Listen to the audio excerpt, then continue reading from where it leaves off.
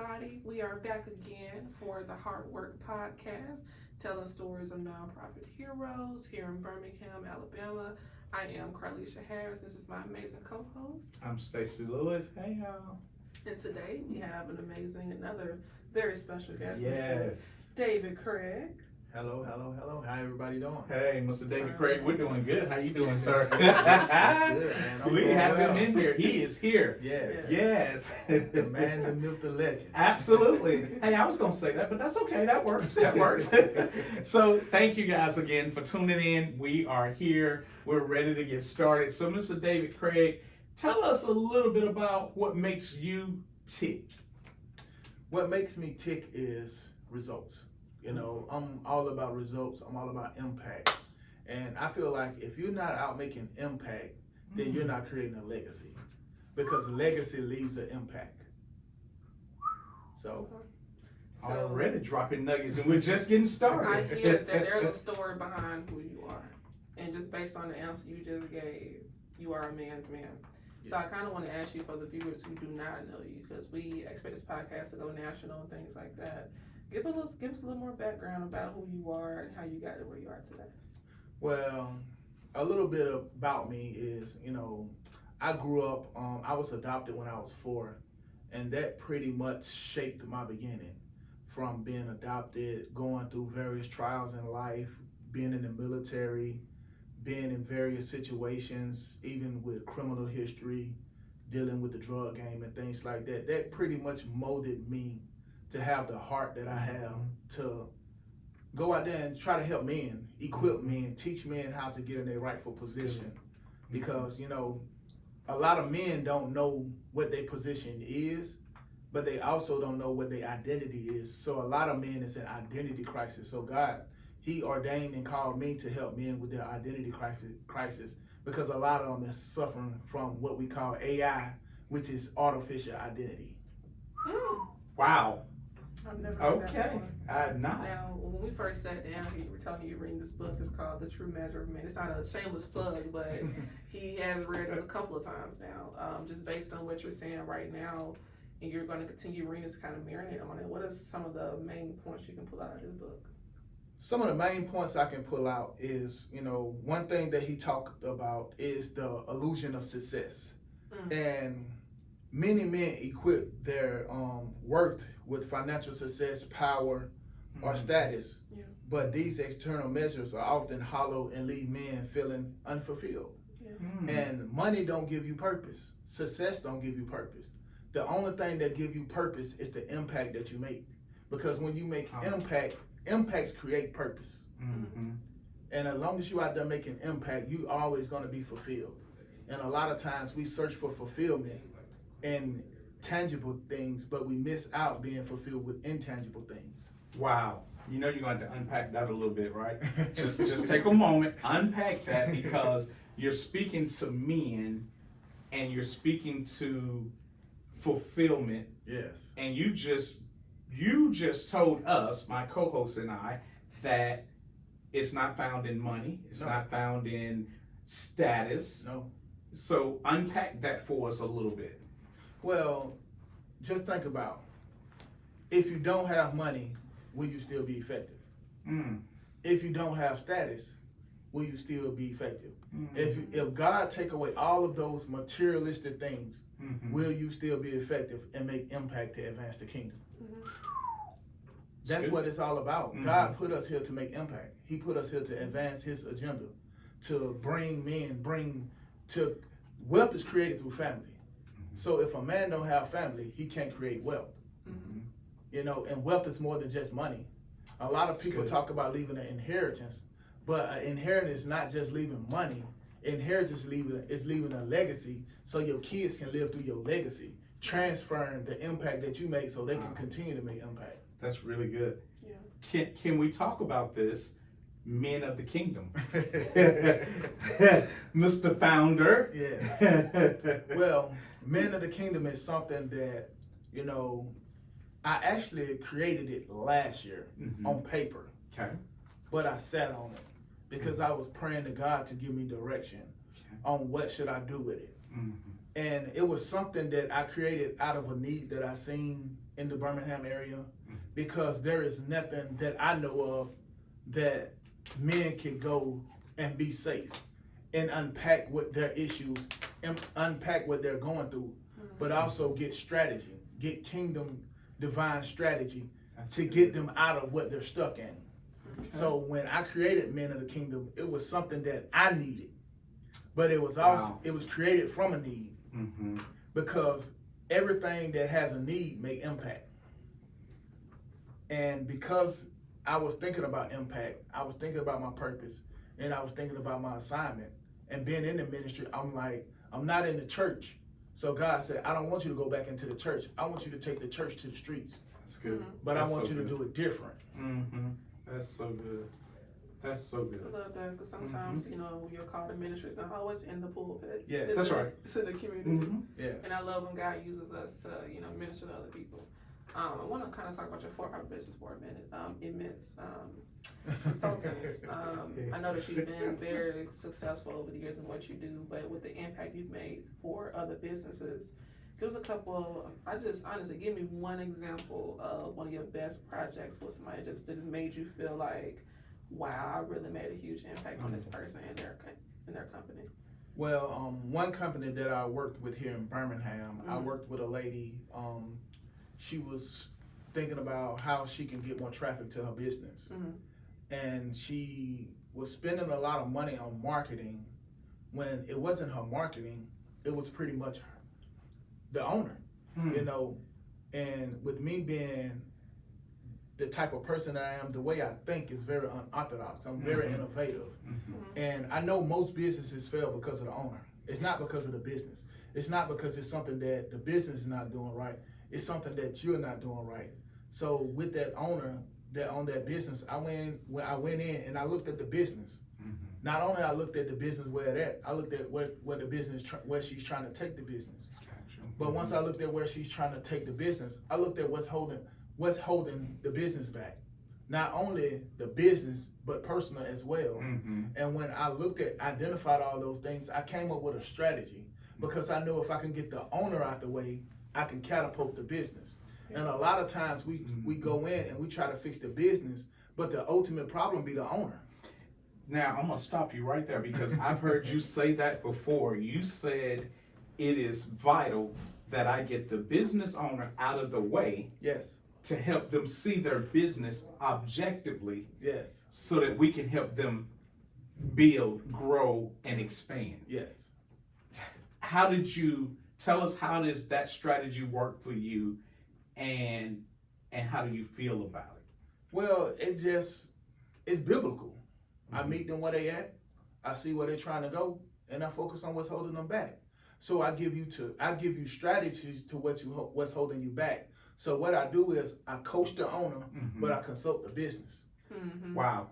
I don't consult the owner. I don't consult the business without coaching the owner, because it's like praise and worship in church. Before you receive the word, you got to praise and worship, because it open up your heart for the word. Yes. So I coach the owner. That's praise. That's worship.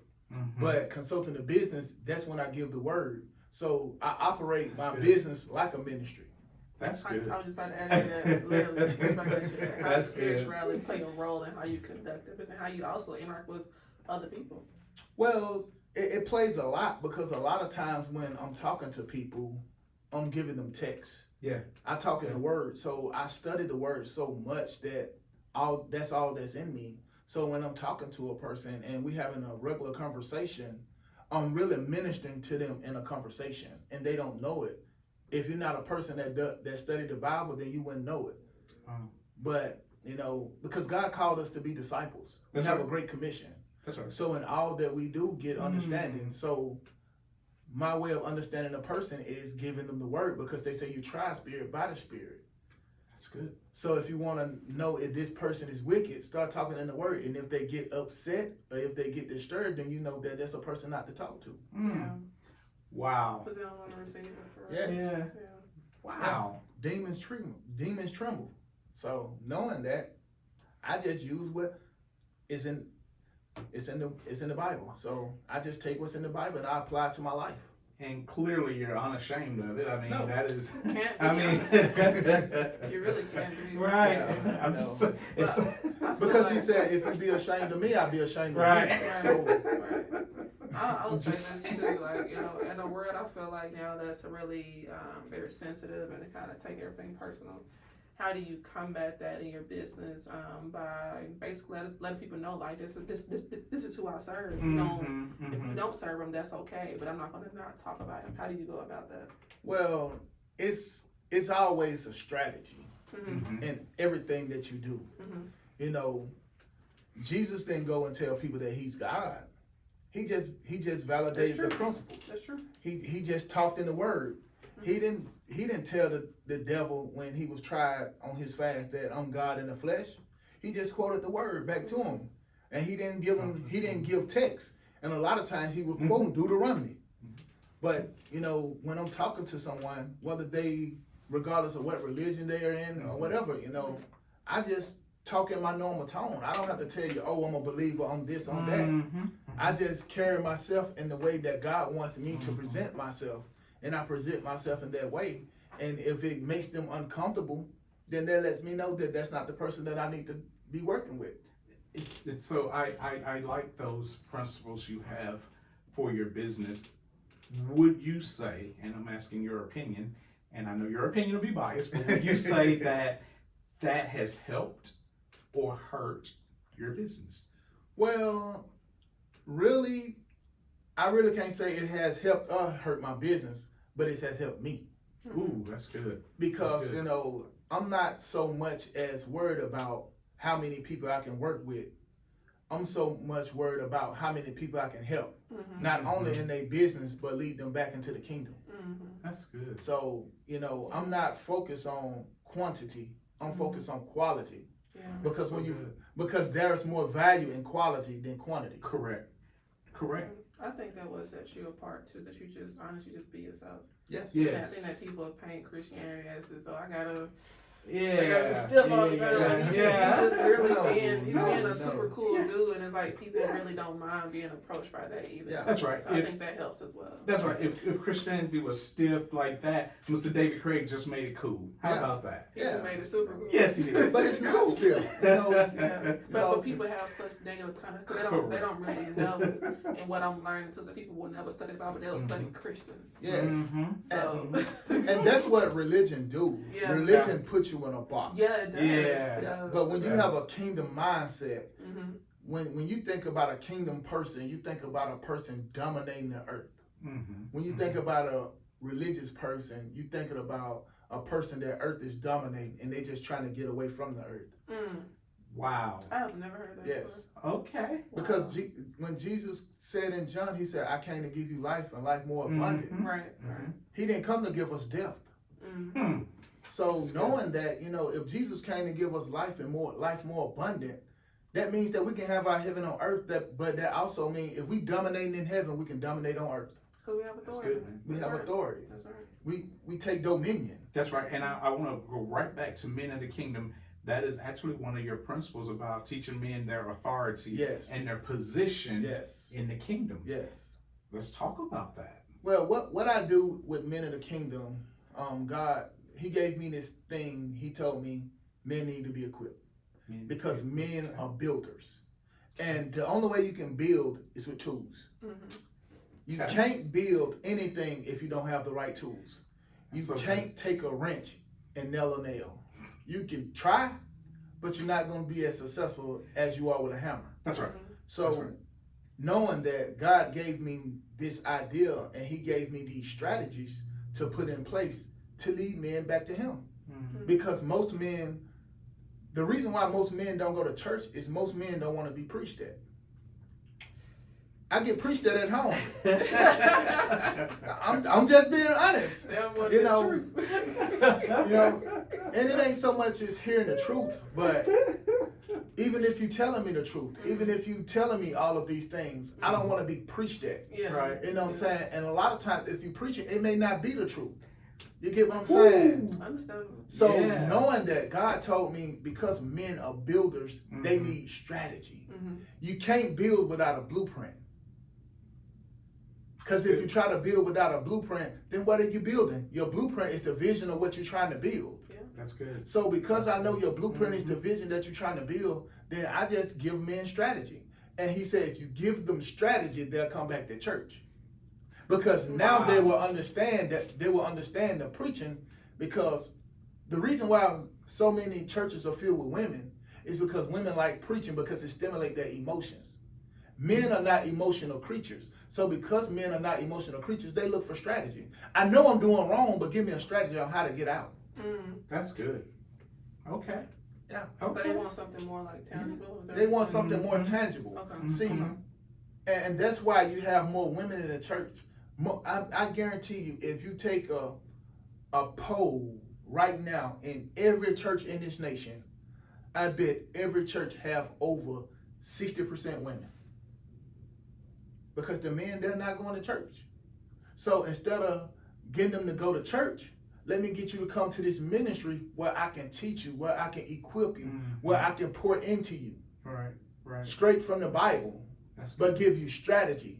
Give you a safe place to talk about what you're going through. Because a lot of times, if you're in a marriage, you can't talk to your wife about everything. Because there's some things women just don't understand because they're not a woman. They're not a man. And men of the kingdom, it allows men this safe space to be vulnerable, to share, and to really get down to the nitty gritty of, man, this is what's going on in my life now.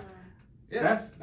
First, I just want to, I did it before everyone, but I'm doing it publicly, and I want to say I commend you for the creation of men of the kingdom because it is needed. Yes. It is so needed that we just don't have enough of it. So even if we had 10 David Craigs with 10 men, it still would be enough. So I commend you for all the things that you're doing and how, I know we're using the B word, and how busy you are, but you found that here's my success. Yes. I'm going to glorify God. Yes. I'm going to make sure people know where I stand on that.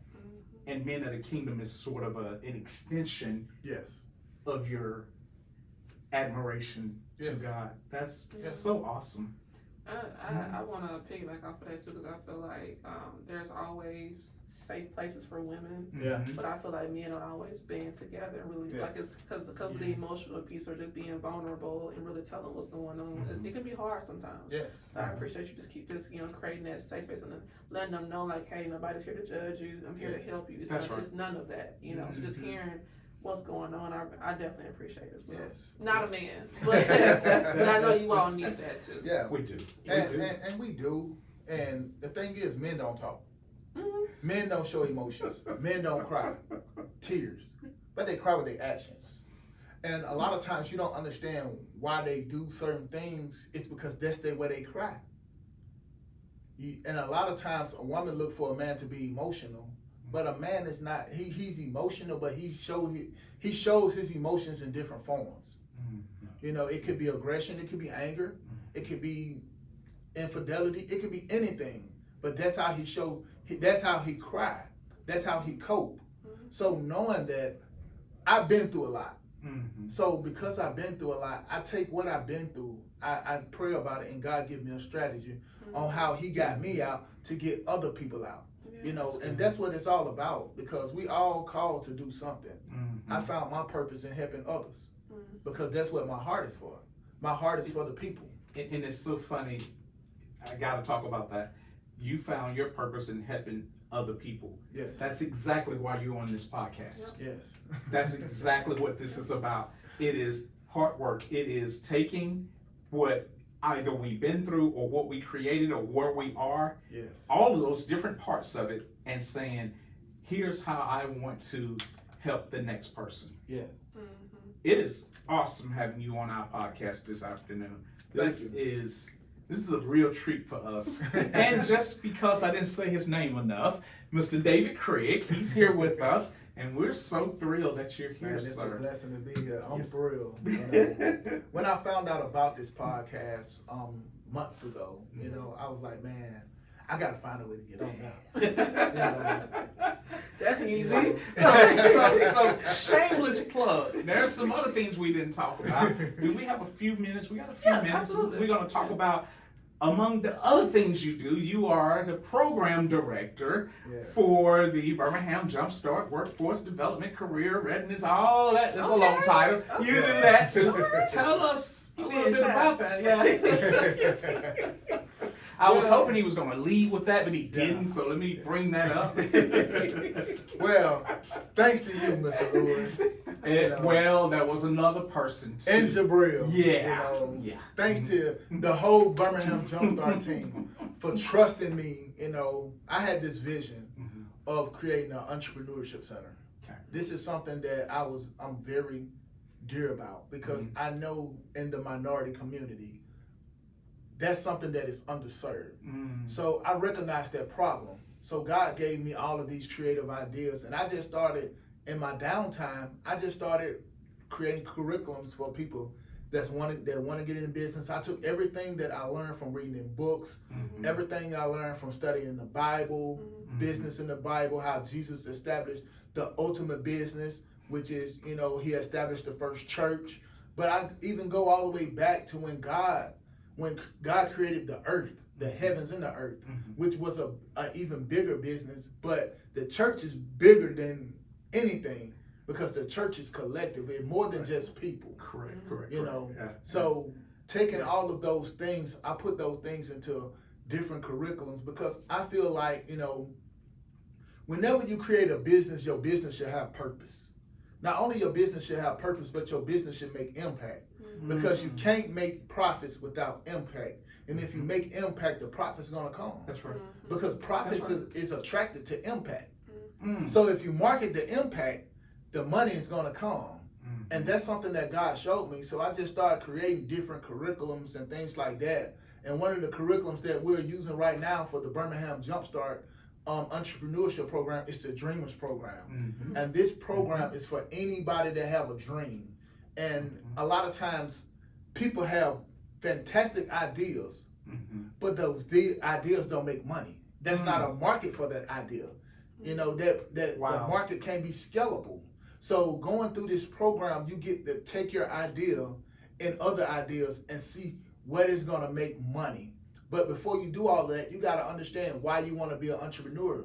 You got to have an entrepreneur mindset and things like that. So just like if you want to be a believer, you got to have a kingdom mindset. It's a type of mindset you have to have because your mind is a magnet. And if you don't understand that your mind attract, then you're gonna find yourself going through different trials that if you had the right mindset, you wouldn't have experienced them.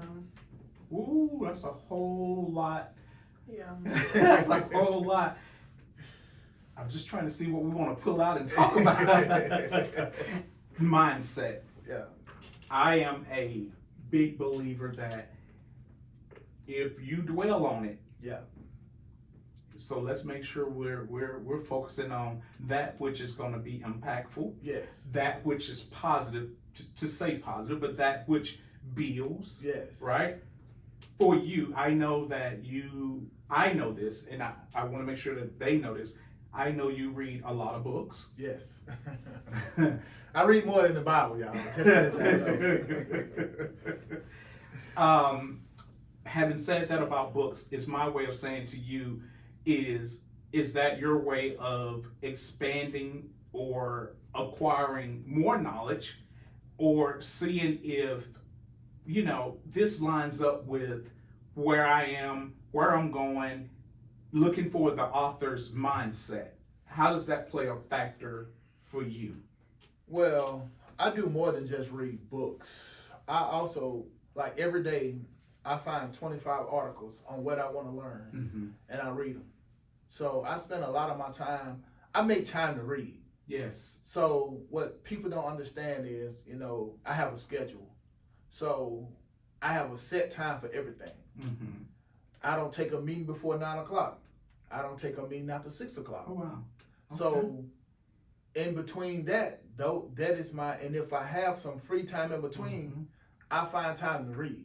But I try to do my reading early in the morning.